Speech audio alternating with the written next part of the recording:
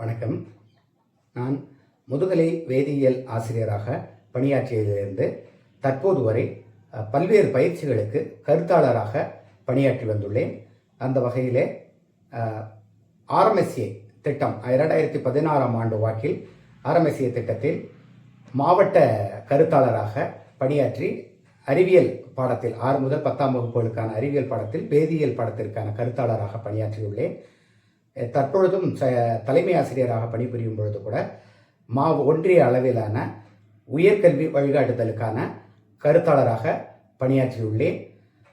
மேலும் தமிழ்நாடு அறிவியல் இயக்கத்தின் மூலமாக நடைபெறக்கூடிய ஆசிரியர்களுக்கான பயிற்சியிலும் நான் ஒன்றிய அளவிலான கருத்தாளராக பணியாற்றியுள்ளேன். அது மட்டுமல்லாது 2017-18ஆம் கல்வியாண்டில் 11ஆம் வகுப்புக்கான புதிய பாடநூல்கள் அறிமுகப்படுத்தப்பட்டன. 2018-19ஆம் கல்வியாண்டில் 12ஆம் வகுப்புகளுக்கான புதிய பாடநூல்கள் அறிமுகப்படுத்தப்பட்டன.